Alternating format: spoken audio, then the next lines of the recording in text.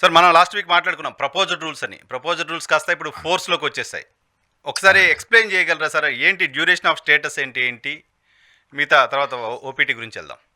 మనం last week ఏం చెప్పినామంటే US immigration department of homeland security propose regulations ఒకటి పబ్లిష్ చేసి దాని మీద కమెంట్ పీరియడ్ పెట్టింది అన్నట్టు. హ్మ్. ఆ కమెంట్ పీరియడ్ తర్వాత వాళ్ళు ఎప్పుడైనా పబ్లిష్ చేసి దాన్ని ఇంప్లిమెంట్ చేస్తారు అన్నట్టు. హ్మ్. హ్మ్. అది జూలై 17th వాళ్ళు పబ్లిష్ చేసినారు. మనం లాస్ట్ వీక్ చేసిన జూలై 15, 16 మనం మాట్లాడినాం. మాట్లాడదాం. జూలై 17th వాళ్ళు కొత్త రెగ్యులేషన్స్ పబ్లిష్ చేసి దీని ఇంప్లిమెంటేషన్ అనేది సెప్టెంబర్ 15th నుంచి ఉంది.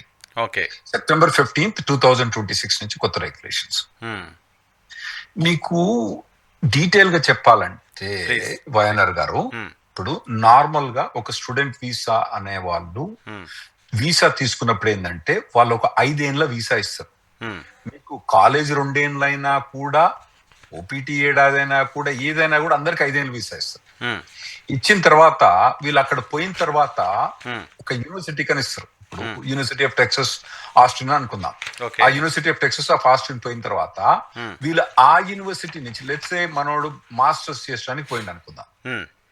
అక్కడ పోయిన తర్వాత ఆ యూనివర్సిటీ నుంచి వేరే యూనివర్సిటీ నుంచి మార్చుకోవాలంటే గవర్నమెంట్ దగ్గర పర్మిషన్ తీసుకోవాల్సిన అవసరం లేదు పాత రూల్స్ ప్రకారం.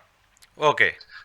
ఆ తర్వాత గ్రాడ్యుయేట్ అయిన తర్వాత హ్మ్. ఓపీటీ తీసుకునేటప్పుడు కూడా ఆటోమేటిక్ గా, అంటే ఒక 765 ఒకటి ఫైల్ చేయాలి కానీ హ్మ్. అందులో చెకింగ్ ప్రాసెస్ అన్నది ఏం లేదు, ఆటోమేటిక్ ఇచ్చేస్తారు అన్నట్టు. ఓకే. బై డిఫాల్ట్ గవర్నమెంట్ వచ్చేస్తుంది. చెకింగ్ ప్రాసెస్ ఏం లేదు. హ్మ్. దానికి కూడా స్టెమ్ ఎక్స్టెన్షన్, అంటే 1 year తర్వాత మళ్ళీ 2 years స్టెమ్ ఎక్స్టెన్షన్ పర్మిట్. హ్మ్. దానికి కూడా చెకింగ్ ప్రాసెస్ ఏం లేదు. హ్మ్. ఇవన్నీ కాలేజ్ దగ్గరనే నడిచిపోద్ది అన్నట్టు. ఓకే. గవర్నమెంట్ తోటి పెద్దగా పని లేదు. హుహు. ఇంకోటి మనోడు యూనివర్సిటీ ఆఫ్ టెక్సస్ ఆస్టిన్ అని యూనివర్సిటీకి పోయిండు. హ్మ్. అక్కడ పోయిన తర్వాత వేరే యూనివర్సిటీ చేంజ్ చేయదలుచుకున్నా కూడా హ్మ్. అతని గవర్నమెంట్ తోటి పర్మిషన్ లేదు ఇదివరకు. ఓకే. డైరెక్ట్ కొత్త యూనివర్సిటీలో అడ్మిషన్ తీసుకొని పాత యూనివర్సిటీ చెప్తాడు గుడ్ బై అని చెప్పేస్తే వాళ్ళు కంపల్సరీ ట్రాన్స్ఫర్ చేయాల్సిందే దీనికి. హుహు. హుహు. ఇంకోటి, ఒకవేళ ఇతను మాస్టర్స్ చేయడానికి పోయిండు, దేనికి కంప్యూటర్ సైన్స్ మాస్టర్స్ చేయడానికి పోయిండు. అక్కడ పోయిన తర్వాత నేను కుండలు తయారు చేయడానికి నేను ట్రైనింగ్ తీసుకున్నా అనుకోండి, హ్మ్. కుండలు తయారు చేయడానికి హ్మ్. చేసుకోవచ్చు. ఓకే. దానికి కూడా ఇబ్బంది లేదు. హుహు. మాస్టర్స్ చేయడానికి పోయి బ్యాచిలర్స్ చేసుకోవచ్చు. హ్మ్. బ్యాచిలర్స్ చేసినోడు కంప్లీట్ చేసిన తర్వాత మాస్టర్స్ చేసుకోవచ్చు. మళ్ళీ మాస్టర్స్ కంప్లీట్ చేసిన తర్వాత డాక్టరేట్ చేసుకోవచ్చు. హ్మ్. ఒక యూనివర్సిటీ నుంచి ఇంకో యూనివర్సిటీ జంప్ చేసుకోవచ్చు. వీటన్నిటి కూడా గవర్నమెంట్ ఏమీ కంట్రోల్ లేకుండా ఉండే ఇప్పటివరకు అంత ఫ్లెక్సిబుల్‌గా ఉంది. అంత ఫ్లెక్సిబుల్ గా ఉంది. ఇకపైన ఏంటి కాంప్లికేటెడ్ అవ్వబోతోంది? ఇప్పుడు వీటన్నిటి మీద గవర్నమెంట్ ఏమంటే మాకు కంట్రోల్ కావాలి. హ్మ్. నువ్వు అక్కడ అప్లై చేసినప్పుడు university of Texas Austin masters degree computer science చేస్తా అన్నావు. హ్మ్. ఇక్కడికి వచ్చిన తర్వాత ఏవో కొన్ని కోర్సులు అటు ఇటు చేసుకుంటే తప్పేమీ లేదు కానీ హ్మ్. మొత్తమే ఆ యూనివర్సిటీ వదిలిపెట్టి పోతా అనడం, మాస్టర్స్ లేకుంటే బ్యాచిలర్స్ చేస్తా అనడం, తర్వాత నువ్వు ఒక యూనివర్సిటీ నుంచి ఇంకో యూనివర్సిటీకి మారవడం, హ్మ్. ఇటువంటి అన్నిటి కూడా మా దగ్గర పర్మిషన్ తీసుకోవాలి. హ్మ్. ఇంకో ఆప్షన్ నీకేముందంటే మా దగ్గర పర్మిషన్ తీసుకోకుండా హ్మ్. నువ్వు మళ్ళీ వచ్చి స్టాంపింగ్ చేసుకొని రా, ఇబ్బంది లేదు. కానీ ఒక ఓకే. యూనివర్సిటీ నుంచి ఇంకో యూనివర్సిటీ మారడం కానీ, ఒక కోర్సు నుంచి ఇంకో కోర్సు మారడం కానీ, మాస్టర్స్ పోయినప్పుడు బ్యాచిలర్స్ చేయడం కానీ, ఇటువంటి వాటన్నిటికి కూడా గవర్నమెంట్ పర్మిషన్ కావాలి. ఓకే. ఇంకోటి, మీకు 4 ఏళ్ల మట్టుకే పర్మిట్ ఇస్తాము హ్మ్. మాక్సిమం. హ్మ్. అందులో ఇంకోటి 4 ఏళ్ల మట్టుకు, ఆర్ మీ కాలేజ్ ఎప్పుడైతే యూనివర్సిటీ గ్రాడ్యుయేట్ అయిద్దో అప్పటిదాకానే పర్మిషన్. హ్మ్. నార్మల్ గా మన మాస్టర్స్ పోయేటోళ్ళు ఎప్పుడు పోతారు?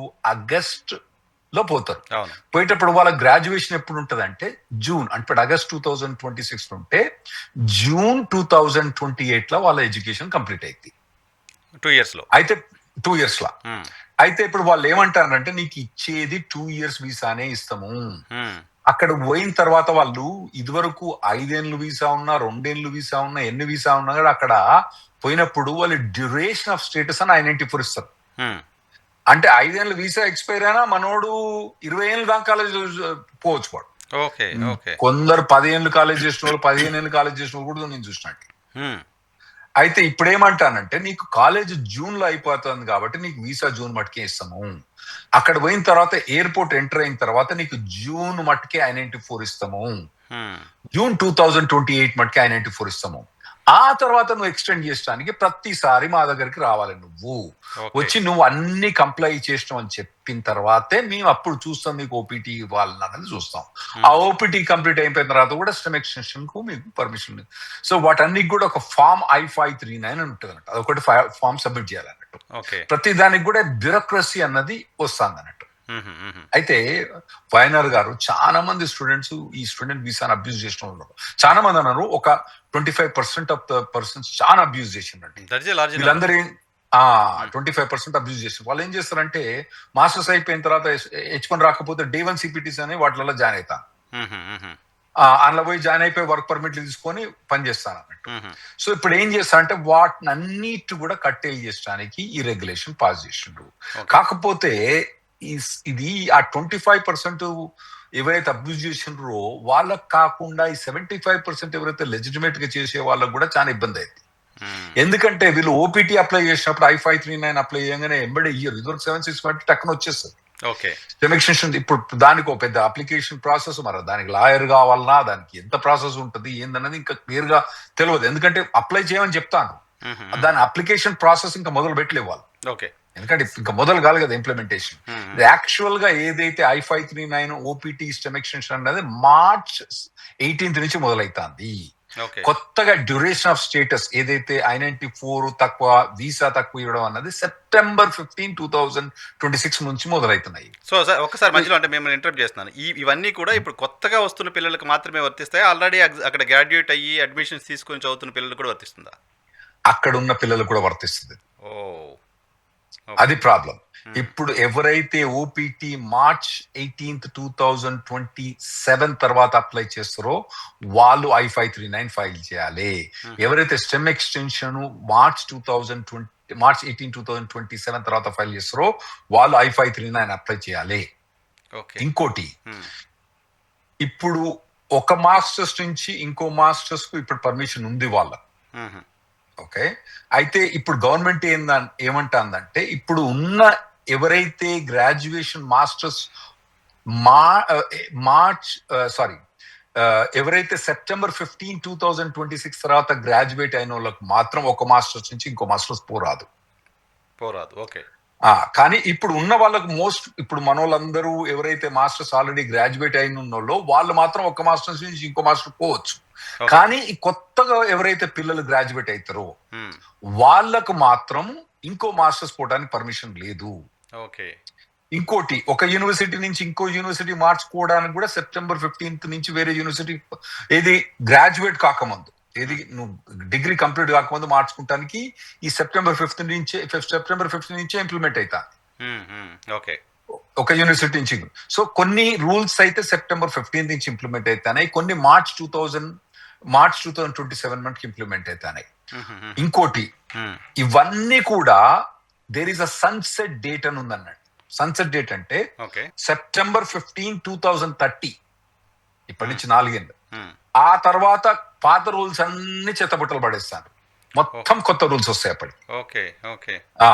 సో దీనికి ఫేజ్ వైజ్ ఇంప్లిమెంటేషన్ ఉంది. కొన్నేమో September 15, 2026 నుంచి, కొన్నేమో March 18, 2027 నుంచి, కొన్ని ఫేజ్ వైజ్. అంటే ఒకవేళ గనక మీ డిగ్రీ ఏదైతే ఉందో అది September 15, 2030 తర్వాత కంప్లీట్ అయితే మాత్రం మీరు కొత్త రెగ్యులేషన్స్ ద్వారా పోతారు. అంటే ఇప్పుడు ఒక మాస్టర్స్ నుంచి ఇంకో మాస్టర్ మూవ్ అవుతాను అనుకోండి, మ్మ్. మీ డిగ్రీ మాస్టర్స్ డిగ్రీ ఎప్పుడు కంప్లీట్ అవుతుంది?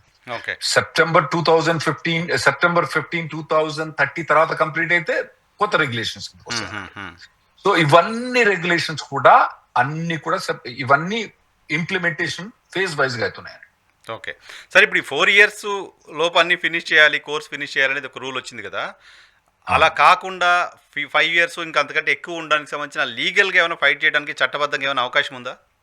ఒక్కటండి, 4 years అన్నది మాక్సిమం లిమిటేషన్ వాళ్ళు ఇచ్చేది. మ్మ్. ఓకే. మీకు నార్మల్ మాస్టర్స్ అన్నది 2 ఏళ్ళే కదా. 2 ఏళ్ళే కదా, డబ్బులు ఇస్తున్నారు. సో వాళ్ళు 2 ఏళ్ళే ఇస్తారు, 4 ఏళ్ళు ఇవ్వరు మీకు. ఓకే. అయితే ఇప్పుడు 4 ఏళ్ల కన్నా ఎక్కువ ఉన్న కోర్సులో కూడా మేము 4 ఏళ్ళు ఇస్తామంటారు, మాక్సిమం 4 ఏళ్ళు అంటారు. Okay. Okay. 5 years course, 6 years course ఉంటే మాకు సంబంధం లేదు. 4 4 years, ఏళ్ళే ఇస్తారు. ఇప్పుడు ఏదైనా బ్యాచులర్స్ ప్లస్ మాస్టర్స్ ఉంది అనుకోండి, అది 5 years కోర్స్ ఉంటుంది. 5 years అవుతుంది కదా. అది వాళ్ళు అది 4 years కి ఇస్తారు. డాక్టరేట్ కోర్సెస్ ఉంటాయి, పిహెచ్డి కోర్సెస్ ఉంటాయి, 5 years ఉంటాయి. మరి అప్పుడు ఏంటి వాళ్ళు కూడా ఆ మేము స్టూడెంట్స్ ముందున్న ఆప్షన్ ఏంటి? ఎలా ఫినిష్ చేయాలి వాళ్ళు? వాళ్ళు ఇప్పుడు ఒకవేళ పిహెచ్డి వాళ్ళకి ఇప్పుడు వాళ్ళు చెప్పేది ఏంటంటే మీకు 4 ఏళ్ల దాకా పర్మిషన్ ఇస్తాం. ఉమ్, ఈ 4 ఏళ్ల లోపట మీరు మాకు ఎక్స్ట్రా టైం కు మీకు పర్మిషన్ తీసుకోవాలి. Okay. అంటే మీరు నార్మల్ ఏం చేస్తున్నారు, 3 ఏళ్ల దాకా వెళ్ళి కూర్చొని 3 ఏళ్ల తర్వాత ఏం చేసుకోవచ్చు అంటే నేను అన్ని కోర్స్ వర్క్లు చేస్తానా, కాలేజ్ పోతానా, మంచుకుంటానా, కాబట్టి నాకు పిహెచ్డి ఇంకొక ఏడాది ఎక్స్ట్రా అవుతుంది, కాబట్టి నాకు ఇంకో ఏడాది పర్మిషన్ అని చెప్పి వాళ్ళు I-53 అప్లై చేయాలి. ఓ, ఎవరైనా బ్యాచులర్స్ మాస్టర్స్ కాంబినేషన్ కోర్సెస్ ఉంటాయి, అవి కూడా 5 ఏళ్ళు ఉంటాయి. ఉమ్, ఉమ్, వాళ్ళు కూడా ఏం చేయాలంటే 4 ఏళ్ళ దాకా చేసుకోవచ్చు. ఉమ్, కాకపోతే 3 ఏళ్ళు దాటిన తర్వాత వాళ్ళు I-53 అని అప్లై చేసుకోవాలి ఇప్పుడు కొత్త రూల్స్ ప్రకారం. Okay okay okay. సో వీళ్ళకందరికీ ఏది పిహెచ్డి వాళ్ళకు డబ్బులు, మా బ్యాచులర్స్ మాస్టర్స్ వీళ్ళందరికి ప్రాబ్లం ఉండదు ఎక్కువ, ఎందుకంటే వాళ్ళు నార్మల్ గానే ఉంటారు.